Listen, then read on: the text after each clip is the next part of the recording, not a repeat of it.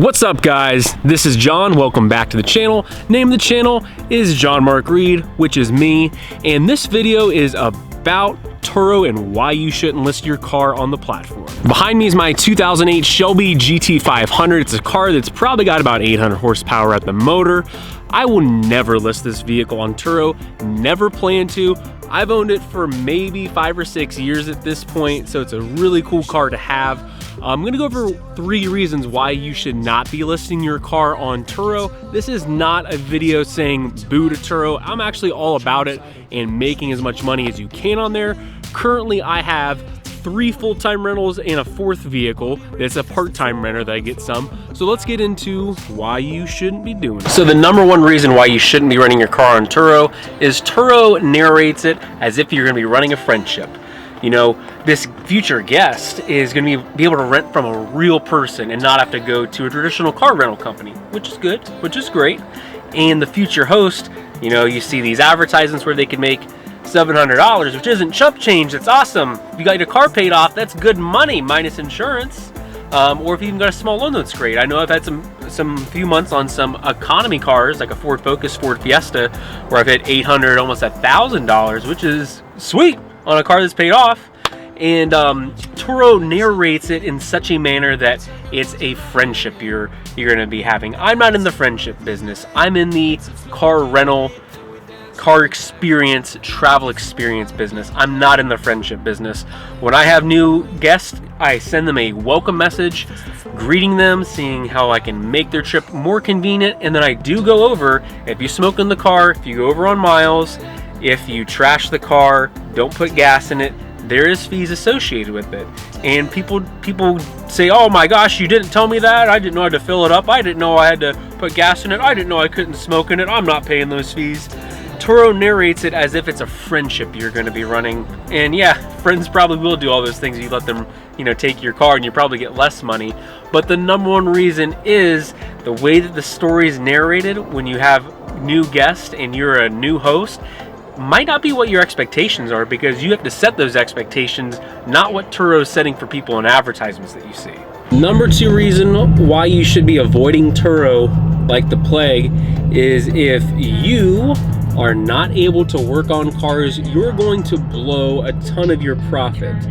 It's very convenient to go through an oil change place like Take 5 that gives 25% off for rideshare drivers. But if you are not going to be changing your own oil, it is convenient, but it can cost you so much more. Changing brake pads and rotors is really simple, and I've got a video on this channel on how to do it in step-by-step process. And doing things like that, paying for the labor, costs you a ton of money. So if you haven't invested in the right tools, maintenance is going to come up faster than you think.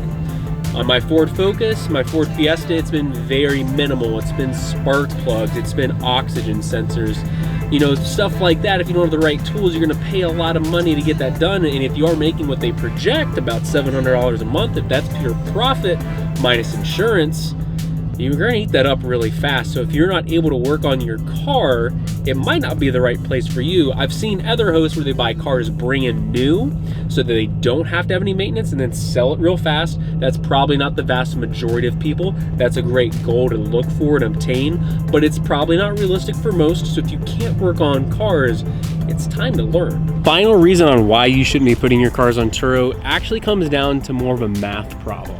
So for example, I've got a 2017 Ford Focus. It's paid off. It's a great renter. It's what started the more full-time renting journey. I don't even rent it I don't even really drive it anymore. It's just completely rented all the time. For example, the dealer gave me $13,000 offer for trade-in. So let's make it a little more realistic. Let's say I'm not trading in and to get a new car, I just want to sell it outright. Maybe I get 8, maybe I get 10. Let's just go with the lowest number and say 8. So, okay. So that car I was renting was making me $700, $800, $1,000 a month. What can I do with that $7,000 or $8,000 I just got for just selling it outright? Well, I can go buy 2 cars, or I can go buy 3 cars. My Ford Fiesta is a car that costs $5,500 and makes just as much money as the Ford Focus that's worth more, because they're both in the economy platform. And because they're both in the economy platform, they're rented 27 to 30 days out of the month. I've got 3 renters right now that rent day by day by day. One plans to rent for the entire month, and they're looking like they're gonna do that. One's on 2 weeks right now, and the other one's on their second week, day by day by day, on all economy cars. So one thing you gotta look at is your car really might just be worth too much. If you're trying to rent out your F-150 for $50 a day, you probably could use that and make more money. I rent mine for $130 a day. It doesn't get rented a lot, but I make money when I do it, but I don't have to rent it. I like to use that vehicle for work, for pleasure, for using my boat, whatever it is. But you gotta look at, is your car just worth too much money to be running out on this platform? You can definitely make that $700 number they talk about, if not more, with an economy car.